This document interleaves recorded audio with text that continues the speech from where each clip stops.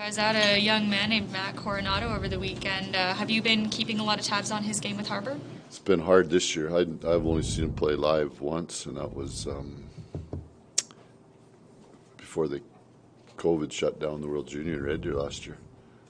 So we've seen the one game, U.S. and Slovaks. So there's some pretty good players. Do you know what the plan might be for bringing him into the fold here and helping him adjust? Yeah, I think just kind of ease into it. I think he's traveling today, so we'll just see the next little while how get him in, get him on the ice, get him around the guys. When you get a young player, whether it's Coronato or any other young player you've had in your career, what are you looking for in them in terms of their on-ice and off-ice adjustments before you feel they're ready to be put into a lineup? Well, they're probably not ready.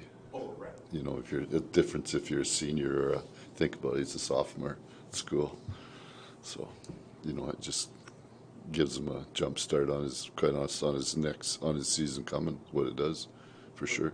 But more generally, like not necessarily with like a college player, or if there is a difference, I guess. I think just getting to know him. It's hard there's no, unless a player here played with him somewhere or a coach seen him somewhere. Heck, I'd probably have had a longer visit with his dad than I have with Matt himself. So just getting him here and it's not so much. I guess it is us getting to know him, but also him just getting comfortable with the whole. That's the advantage of having two teams in Calgary, right? Big advantage. Daryl, understanding it was just one night, what were your impressions when you made that trip up to Red Deer? Last year? Yeah. I mean, he's a competitive, skilled player is what he is, right? There's similarities to, he's kind of in that Mange, I think, similar type. I think he's got really good instincts for the offense, that part of the game. He's played this year. They played him a lot at center this year, but I think he was, when he was drafted, he was looked on more as a winger, right winger. Tomorrow's Pride Night. I don't think any of us have been able to see the jersey yet, but have you seen it? What do you think? Yeah, I of seen it? him this morning when I came in. What do you think? I think it's a local artist, isn't it? Looks pretty good because they put in some of the Alberta. I think there was the wild rose in there and some birds. So it looked pretty good. Is the plan right now for everyone on the team to wear them for Oh, yeah. warm-ups? They'll wear them.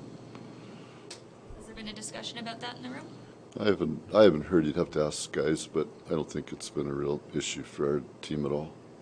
You've said in the past that you would welcome an open player on your team. How do you think a queer player, an open player, would fare in today's Yeah, I NHL? think I look at the whole spectrum, the whole big picture of it. Right? You got to remember when I first started playing, it was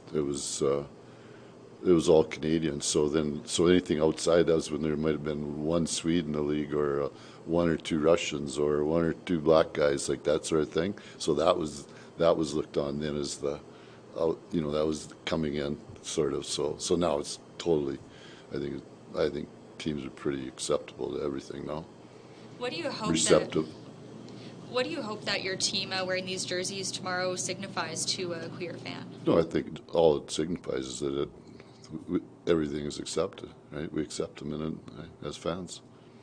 That's what we're doing.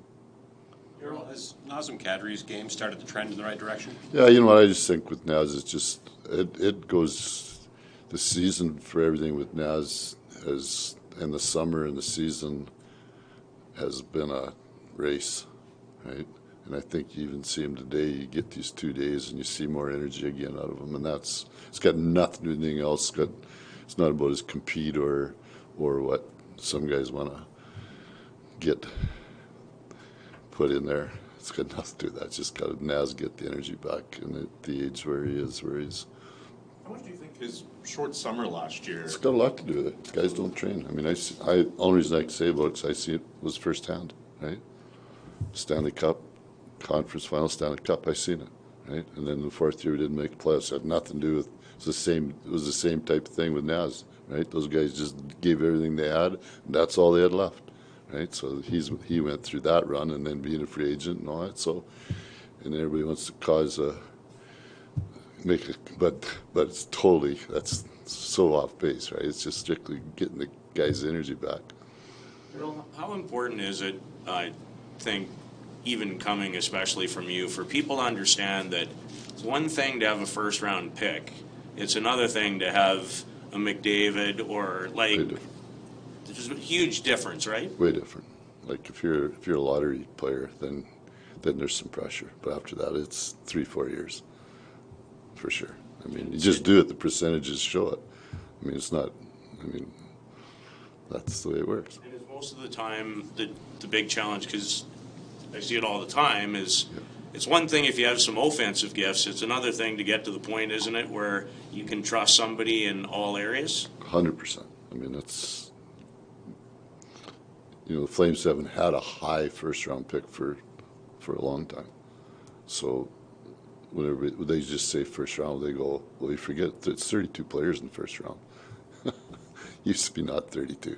They were expected to play by the time they were 20 or 21. Now it's quite a bit different. Is there a bigger adjustment coming out of college than out of junior? I'm not sure. Other than I think it depends where they're at and how long they stay in school. Right. So you just think about age. If you're coming out as just do it yourself. Like when you were 23 compared to when you were 20, I bet it was a big difference. Or 24. You look at a guy like Walker Duer, who went 4 years school, comes out. You put him in that young guy's group, but he's 26. So there's a big difference between a 21 and a 22-year-old and a 26-year-old. So, Darryl, when you talk about, Matt Coronato's coming out after his sophomore season, he's still only 20, and you talk about setting himself up sort of for next season. What should be on the checklist for the next however many weeks that he can take away from this first taste of it? I think number one is picking somebody out that you can really emulate. You get guys like Tyler and guys like that. So if he's a right winger, I mean, that would be a pretty good. I'd be watching Tyler Toffoli for sure. And when you ask that question, that's really similar to when in LA, when we used to bring Tyler and Tanner up, call them up and not play them, just watch Dustin Brown, watch Justin Williams, those types of players, right? Learn from them, and then see how they prepare, see how they train, see how they practice, and then take the next step. It's really good. It's really good for the young man. I think it's just to get climatized.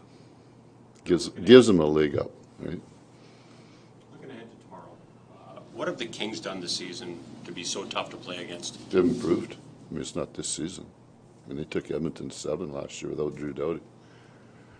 So right there is a pretty good. Hey,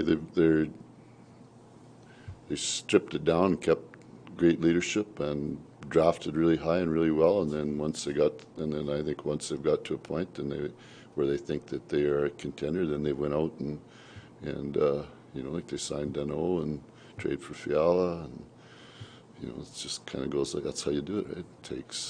So they had the good run, and then you start again. They've done a really good job of it. I mean, I don't think it's a this year thing at all. It's a progression. It's clear. I said it this summer, and Moore should have listened to me. I said about the division. Who are the two teams that are going to take big jumps? Edmonton, LA, right? Vegas gets healthy.